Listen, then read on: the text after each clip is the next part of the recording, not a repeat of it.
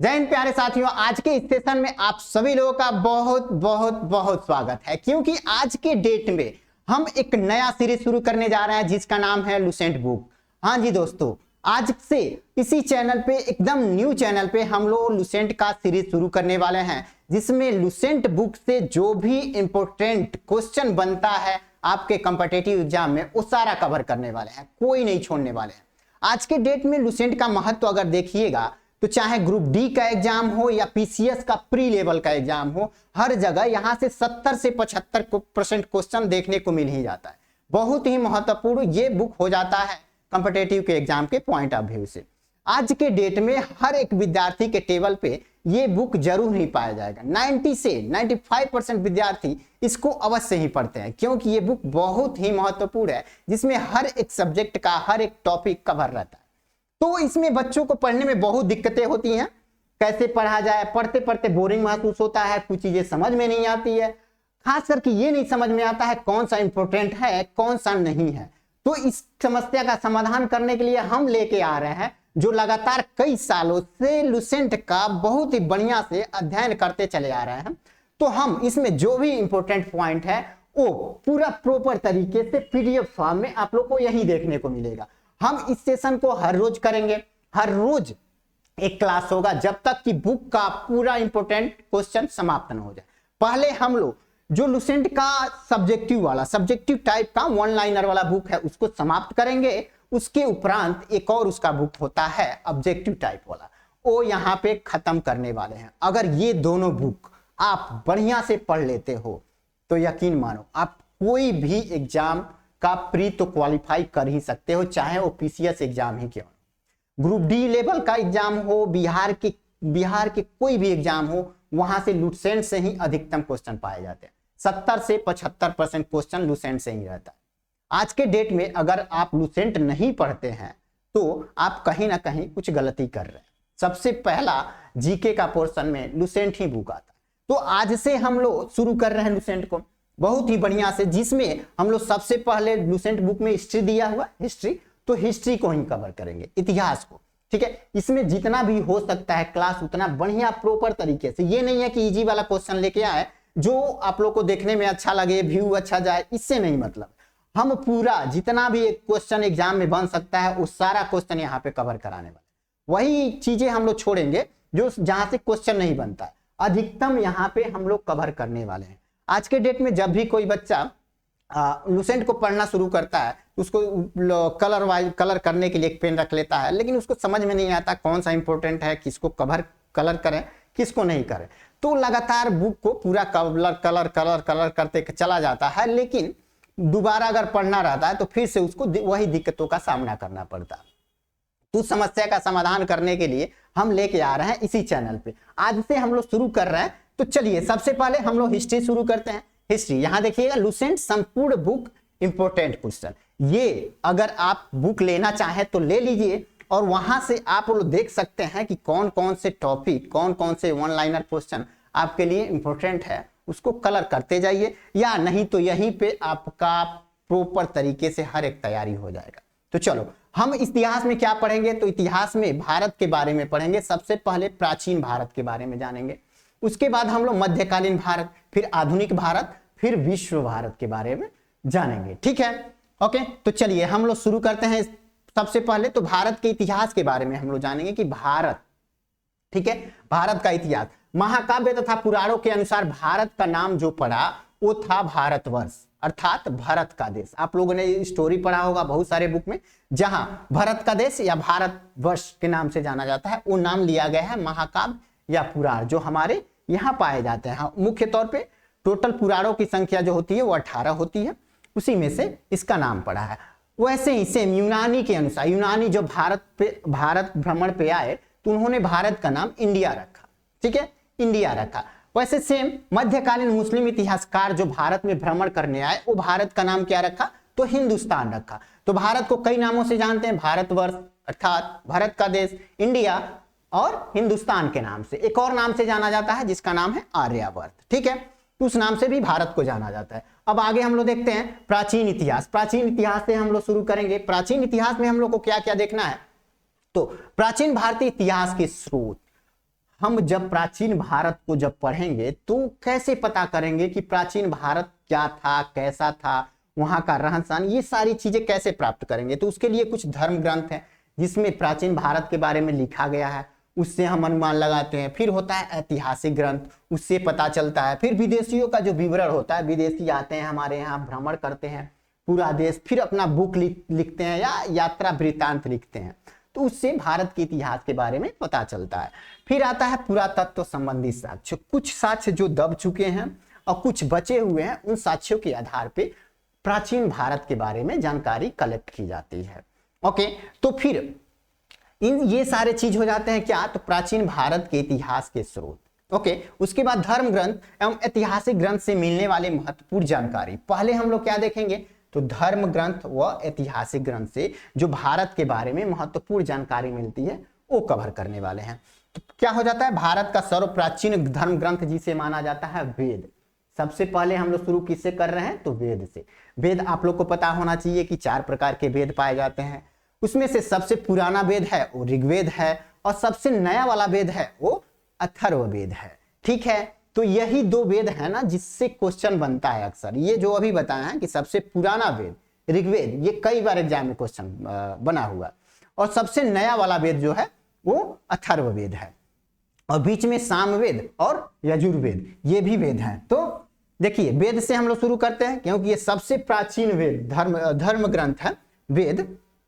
ठीक है, लेकिन इसके रचयिता जो हैं उनके बारे में अभी तक पता नहीं चला है। वेद के बारे में तो पता चल गया है, लेकिन इसको लिखा किसने है, इतनी बड़ी बड़ी बातें, इतनी अच्छी मतलब जीवन दर्शन वाली बातें इसमें है वेदों में, लेकिन लिखने वाले व्यक्ति का नाम पता नहीं है कि किसने लिखा है। ठीक है, वेद का नाम सुनते ही एक प्रतिष्ठा वाला भाव उत्पन्न होता है हमारे अंदर। तो देखिएगा इसके जो संकलन करता है ना वो महर्षि कृष्णद्वैपायन वेद व्यास है। संकलन करता कौन है, तो महर्षि कृष्णद्वैपायन वेद व्यास है। संकलन करता कौन होता है, जो संग्रह करता है, संग्रह इकट्ठा करता है, कोई साक्ष्य इकट्ठा करता है, चाहे वेद ढूंढ ढूंढ के इकट्ठा करता है, उसको संकलन करता, संग्रह करता कहिए या संकलन करता। लेकिन ये लेखक नहीं है, ये संकलन करता है। कौन है संकलन करता, महर्षि कृष्णद्वैपायन वेद व्यास। अब वेदों की संख्या क्या है, तो 4 है।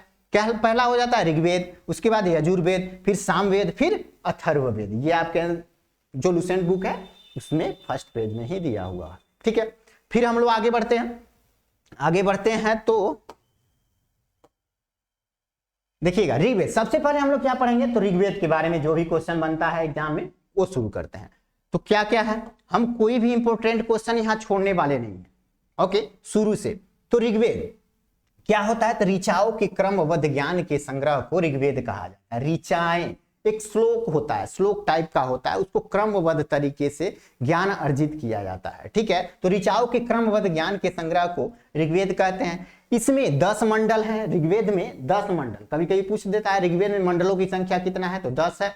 सूक्त कितने हैं, तो 1028 है। और ये ऋचाएं कितनी है, तो 10,462 ऋचाएं हैं। याद क्या रखना है, इसमें 10 मंडल हैं, सूक्त कितने हैं, तो 1028 हैं, और ऋचाएं कितनी है, तो 10,462 ऋचाएं हैं। किसमें, तो ऋग्वेद में। अब देख लो, ऋचाओं को पढ़ने वाले जो ऋषि होते हैं ना उनको होत्री कहते हैं। क्या कहते हैं, होत्री। जो ये ऋग्वेद में जो ऋचाएं हैं, ऋचाएं जैसे क्या होता है, पहले पाठ होगा, पाठ में तो बहुत सारा चीज दिया जाएगा, वैसे ही 10 मंडल होता है। तो फिर पाठ में पैराग्राफ होगा, तो पैराग्राफ में बहुत सारे श्लोक दिए होंगे, तो उसमें जो श्लोक होता है श्लोक टाइप का वही होता है ऋचा।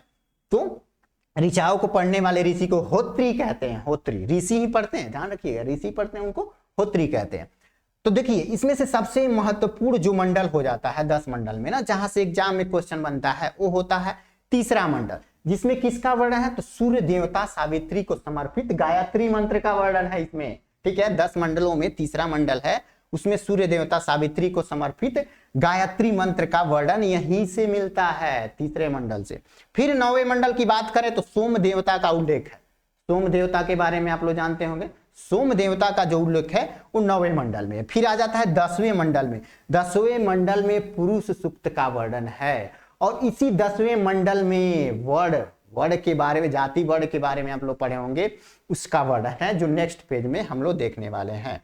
चलिए 10वें मंडल में क्या क्या है याद रखिएगा, पुरुष सूक्त है, और साथ में क्या है तो देखिएगा इसमें 4 वर्ण का उल्लेख मिलता है, 4 वर्ण, जिसमें बताया गया है कि जो ब्राह्मण होते हैं, ब्राह्मण 4 वर्ण कौन कौन से हो जाते हैं, तो ब्राह्मण, क्षत्रिय, वैश्य और शूद्र, इसको 4 वर्णों में बांटा गया है। ये ऋग्वेद का हिस्सा, ऋग्वेद में ही ये बताया गया है, और ये बताया गया है, यहां देखिएगा इसमें 4 वर्ण का उल्लेख मिलता है।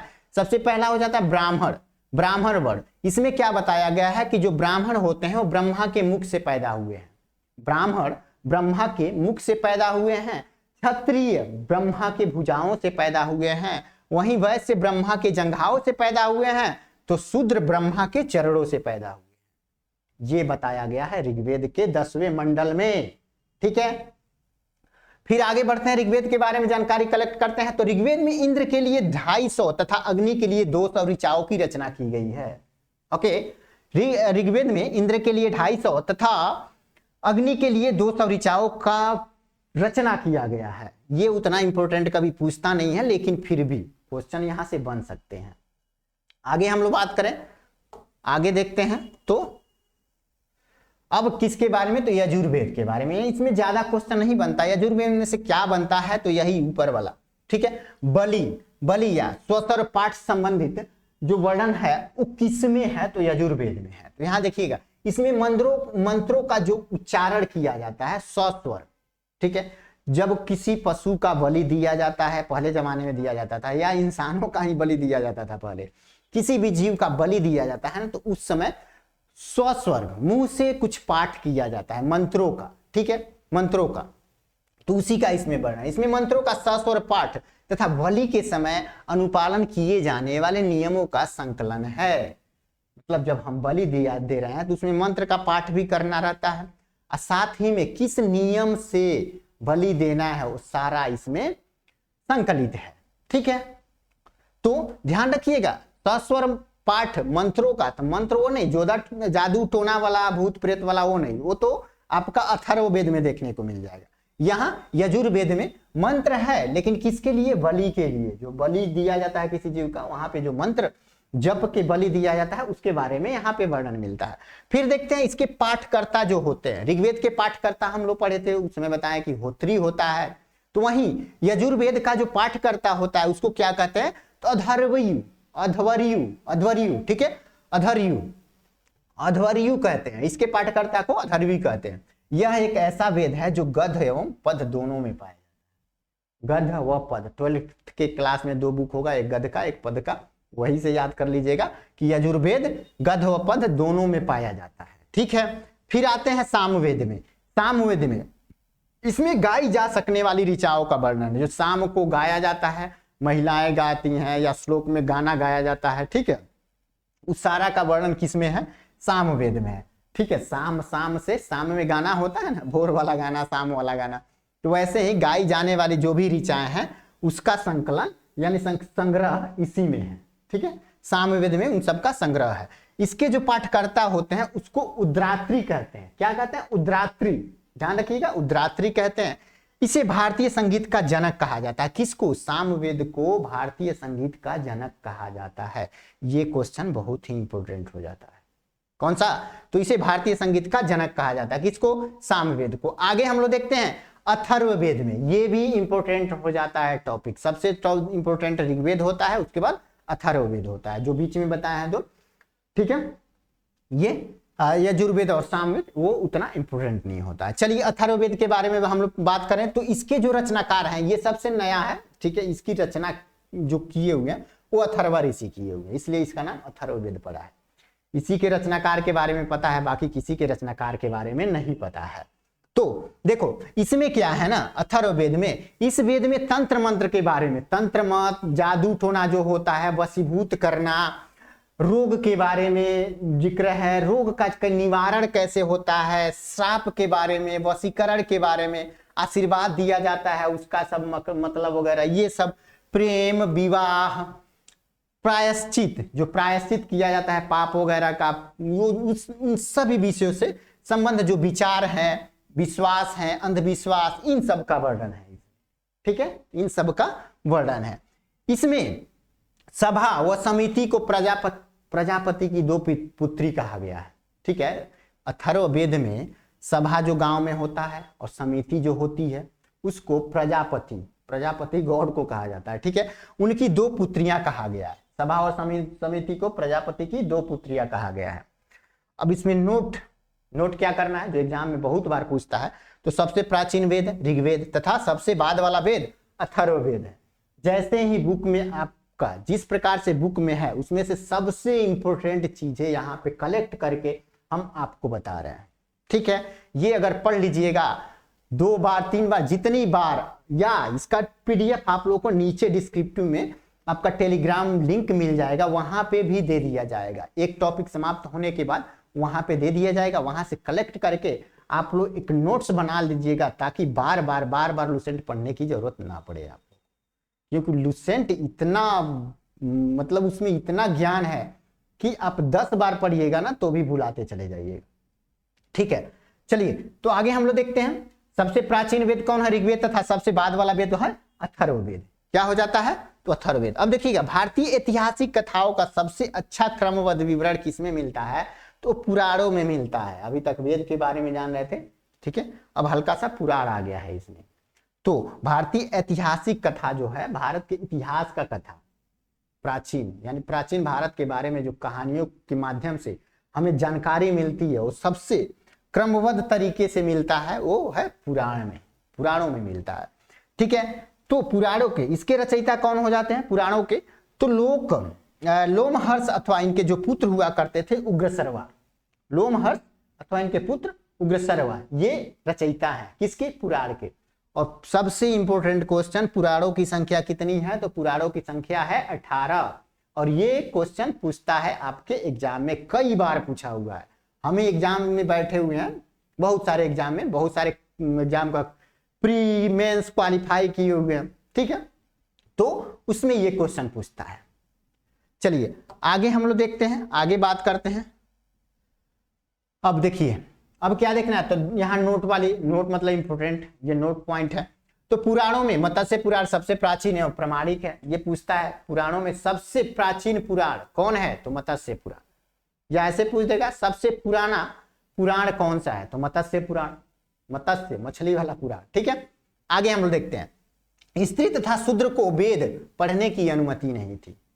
देखिएगा, उस जमाने में वेद जो था वो स्त्रियों को और शूद्र को पढ़ने की अनुमति नहीं थी, लेकिन सुनने की अनुमति थी। कहीं इसका पाठ पढ़ा जाता था तो दूर दराज या आसपास बैठ के सुन सकते थे। ठीक है, स्त्रियों की दुर्दशा कैसी थी, शूद्र का दुर्दशा कैसा था।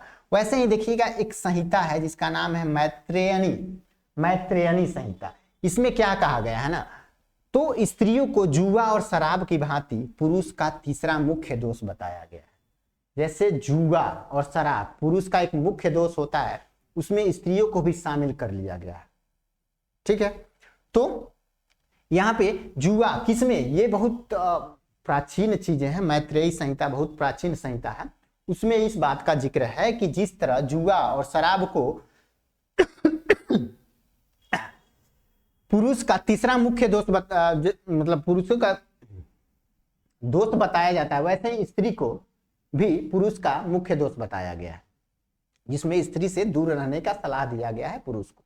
जाहिर सी बात है, जब स्त्री से पुरुष और स्त्री दूर रहेंगे तो प्रकृति का निर्माण ही कैसे होगा? कितना बकवास चीज है इसमें, है ना। पृथ्वी चल कैसे पाएगी? तो दोष तो नहीं कहा जा सकता, लेकिन हाँ उस जमाने में पता नहीं जो भी इसकी रचना किए होंगे उनके पास कुछ आधार होगा, उसी आधार पे कर लिए होंगे। अब देखो, शतपथ ब्राह्मण में स्त्री को पुरुष का अर्धांगिनी माना गया। तो यहाँ देखो, जो शतपथ ब्राह्मण है, शतपथ ब्राह्मण, यहाँ स्त्री को पुरुषों का अर्धांगिनी कहा गया है।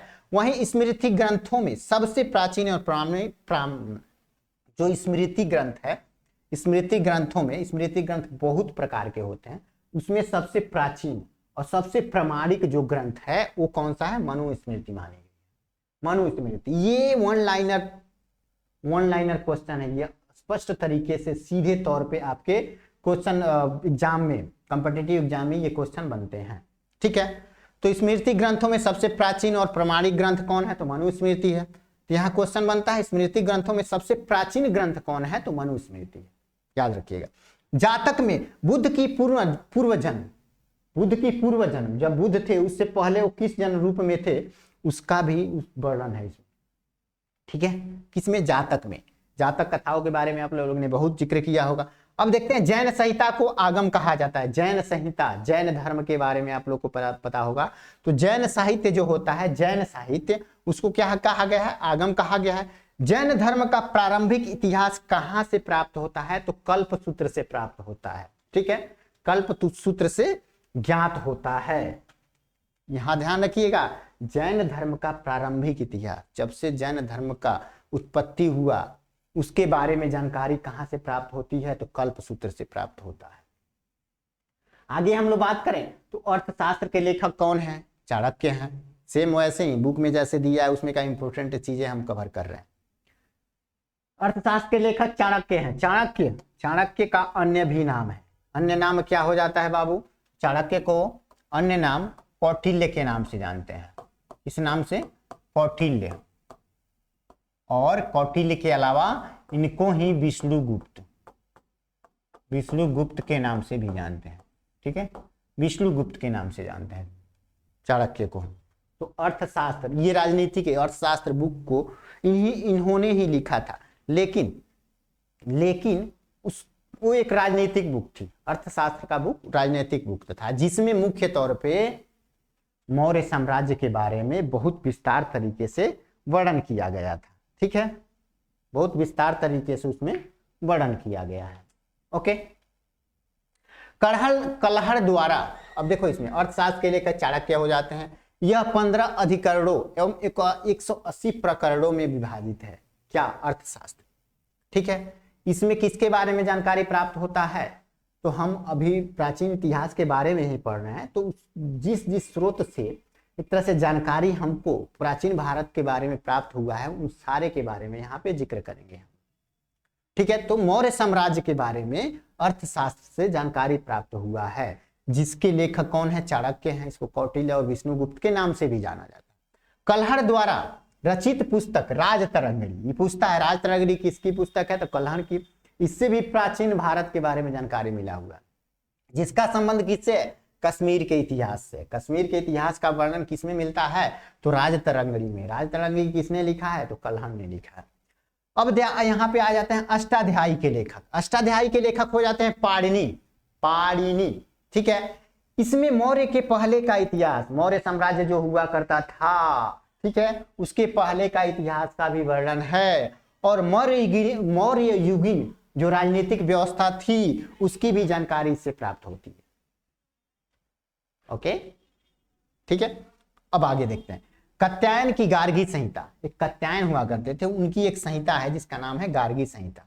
यह एक ज्योतिष ग्रंथ है, तो ज्योतिष ग्रंथ, फिर भी इसमें भारत पर होने वाले जो यवन आक्रमण थे उसका उल्लेख मिलता है। इससे यवनों ने भारत पे आक्रमण किया था उसका उल्लेख किससे मिलता है, तो गार्गी संहिता से, ठीक है। पतंजलि पुष्यमित्र शुंग के महाभाष्य से शुंगों के इतिहास का पता चलता है। शुंगों के इतिहास का पता किससे चलता है, तो पुष्यमित्र शुंग का जो महाभाष्य था उससे पता चलता है। ओके ओके ओके, आप लोग अगर पहली बार इसको देख रहे होंगे तो बहुत हार्ड लग रहा होगा, लेकिन इसको बढ़िया से जब पढ़िएगा ना तो ये बहुत काम आने वाला है आपके एग्जाम में, ठीक है। अभी तो मेन जो वाकई में एग्जाम में इसमें से तो कुछ पूछता है, लेकिन जो मेन पूछेगा वो अभी आने वाला बाकी है, ठीक है। आगे हम लोग देखते हैं। देखिए यहां से स्पष्ट पीसीएस में भी क्वेश्चन बनता है, बिहार पीसीएस का हो, यूपी पीसीएस का हो, सीधे क्वेश्चन बनते हैं। चलिए यहां से अब हम लोग देख लेते हैं विदेशी यात्रियों से मिलने वाले प्रमुख जानकारी। प्राचीन भारत के बारे में विदेशी यात्रियों से जो जानकारी मिला हुआ है, उनके वृत्तांत यात्रा के दौरान लिखे गए बुक वगैरह से, उन सब से जो जानकारी मिला हुआ है उसके बारे में हम लोग यहाँ चर्चा करने वाले हैं। तो सबसे पहले देखते हैं हेरोडोटस। इसको अब क्या कहते हैं, तो इतिहास का पिता कहते हैं। बहुत पहले आप लोग को पता होगा इतिहास का पिता हेरोडोटस को कहते हैं। इसकी पुस्तक जो है वो है हिस्टोरिका, जो 5वीं शताब्दी ईसा पूर्व। यहाँ एक चीज बता दें, ईसा पूर्व क्या होता है, अगर नहीं पता होगा तो ईसा पूर्व के बारे में आप लोग को पता होना चाहिए। देखिए अभी क्या चल रहा है, तो 2025 चल रहा है ना। इससे पहले 2000 से पहले 1900 आया होगा, 1800 ईस्वी, फिर 1700, ऐसे ही करके आया होगा। फिर एक समय आया होगा जब 0 ईस्वी चल रहा होगा। 0 से पीछे जब जाइएगा तो -1, -2, -3, -4, ऐसे ही -5। जैसे महात्मा बुद्ध का जन्म कब हुआ था? तो 560 ईसा पूर्व, ठीक है। वैसे 560 ईसा पूर्व, तो 500 आ गया। ऐसे ही माइनस में चले जाइएगा, ई हो गया ईसा पूर्व, ईसा पूर्व, ठीक है। और ये हो जाता है ईस्वी। क्या हो जाता है? ईस्वी। आगे की तरफ जो बढ़ता है वो ईस्वी होता है, और यहां से 0 से पीछे की तरफ जाइएगा तो ईसा पूर्व होगा, यानी इससे पूर्व, यानी पहले वाला ईसा पूर्व। तो यहां कभी भी देखिएगा 500 ईसा पूर्व, ईसा पूर्व दिया रहेगा, तो 500 ईसा पूर्व। और अभी क्या चल रहा है? 2000 ईसा पूर्व चल रहा है ना, 2025 है। तो इनके बीच में अगर अंतर देखें तो 500 ये, और 2000 यहां से आगे है वो, और 5 ये, यानी कि टोटल 2500 ईसा पूर्व मान लिया जाएगा इसको। क्या मान लिया जाएगा? टोटल 2500 वर्ष, सॉरी 2500 वर्ष मान लिया जाएगा। तो यहां से 0 से जब माइनस में जाइएगा तो इसको ईसा पूर्व कहा जाएगा। ये उल्टा चलता है और ये सीधा चलता है, इतना ध्यान रखिएगा, इसी को ईसा पूर्व कहा जाता है। आगे हम लोग देख लेते हैं।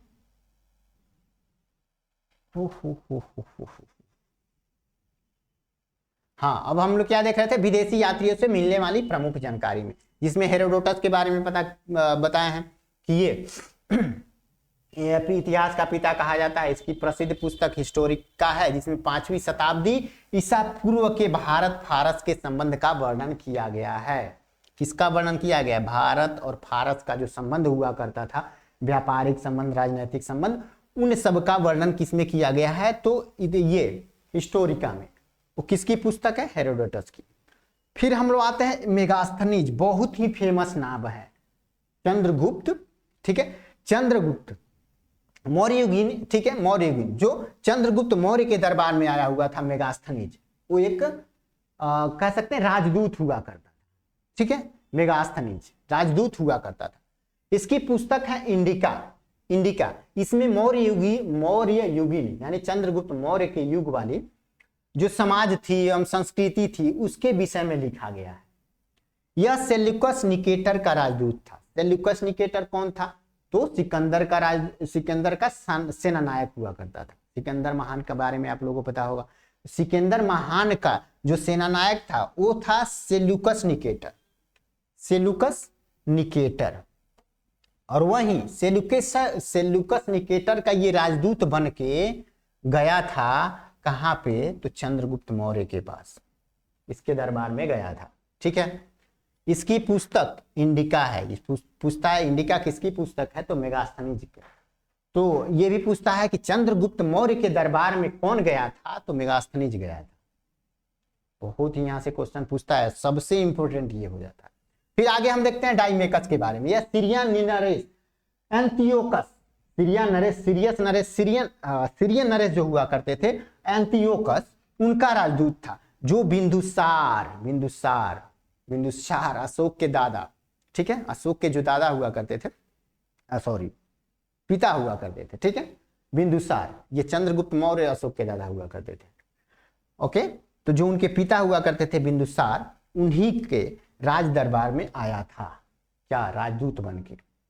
फिर देखते हैं टालमी को क्या कहते हैं? इसको भूगोल का, भारत का भूगोल नामक एक पुस्तक लिखा हुआ था, ठीक है। ये 2री शताब्दी में एक पुस्तक है भारत का भूगोल, उसकी रचना की थी। उसमें भी भारत के प्राकृतिक जो संरचना है उसके बारे में वर्णन मिलता है। तो इसका भी नाम कई बार एग्जाम में पूछता है। तो यहाँ क्या याद रखना है? हेरोडोटस इतिहास का पिता कहा जाता है, उसकी पुस्तक का नाम हिस्टोरिका है, ये इंपॉर्टेंट हो जाता है। मेगास्थनीज के पुस्तक का नाम इंडिका है, और चंद्रगुप्त मौर्य के दरबार में आया था। डाइमेकस अंतियोकस का राजदूत था, जो बिंदुसार के दरबार में आया था। टालमी, इसने भारत का भूगोल नामक पुस्तक लिखा था। ये इंपॉर्टेंट पॉइंट हो जाता है। आगे हम लोग बात करें तो प्लिनी के बारे में, नेचुरल हिस्ट्री के बारे में, ये बहुत ही एक तरह से इंपॉर्टेंट क्वेश्चन है। नेचुरल हिस्ट्री किसकी पुस्तक है? तो प्लिनी की पुस्तक है।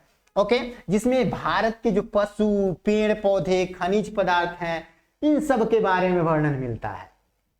Okay, Periplus of the Erythraean sea. देखिए बीपीएससी प्री का एक बार एग्जाम दे रहा था, मैं अपनी बात बता रहा हूं, तो उसमें ये क्वेश्चन आ गया और 10 बार पढ़े होंगे उससे पहले, लेकिन वहां हम तो भूल ही गए कि इसका लेखक कौन है। अब देखो, हमको पता था पेरिप्लस ऑफ द इरिथ्रियन सी एक पुस्तक का नाम है, ठीक है, लेकिन अचानक एग्जाम के टाइम हम भूल गए, लिख भी नहीं पाए। कितना अफसोस हुआ, बाद में पता चला। पहले भी पता था कि इसके पुस्तक, जो भी व्यक्ति इस पुस्तक को लिखा है, उसका आज तक पता नहीं चल पाया कि किसने इस पुस्तक को लिखा है। इस पुस्तक का लेखक जो है वो अज्ञात है। वो लगभग 80 ईस्वी में हिंद महासागर के यात्रा पे आया था, और उसी यात्रा पे आया था और वहां पे इस पुस्तक को लिखा था और वहीं पे छोड़ के चला गया था, वहीं से प्राप्त हुआ, लेकिन लेखक का नाम उसमें कहीं जिक्र नहीं है, इसलिए इसके लेखक को अज्ञात रखा गया है। ठीक है, तो ये पीसीएस में पूछा हुआ है, तब से हम कभी नहीं बोलता है, तब से ये क्वेश्चन कभी नहीं बोलता है। पेरिप्लस ऑफ द इरिथ्रियन सी, इसमें उस समय के भारत के बंदरगाहों तथा व्यापारिक वस्तुओं के बारे में जानकारी दी है। यह लेखक अज्ञात है। यह लेखक करीब 80 ईस्वी में हिंद महासागर की यात्रा पर आया था। अब देखते हैं चीनी यात्री, सबसे महत्वपूर्ण कौन हो जाता है? तो फाहियान हो जाता है। फाहियान चीन से 500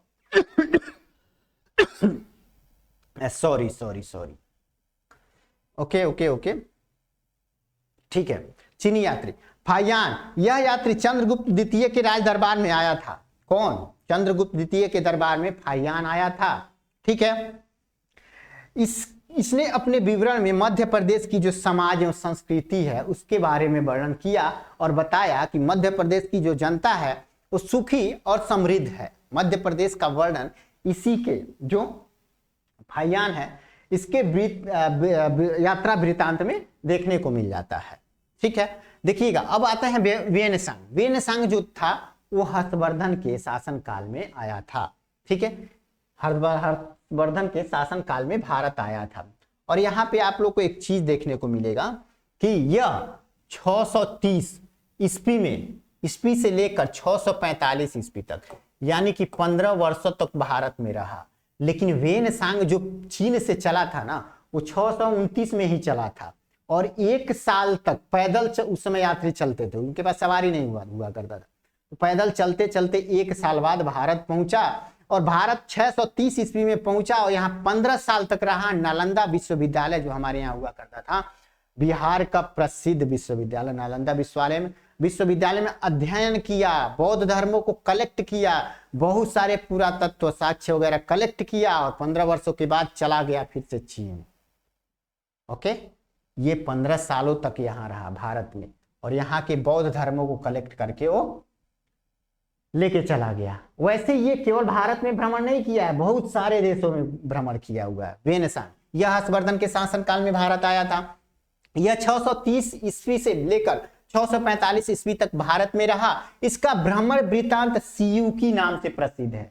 भ्रमण जो करता था, भ्रमण वृत्तांत, उसको किसी बुक में वृत्तांत में लिखता था और उसमें लिखा गया है, उसका नाम ही है सियुकी।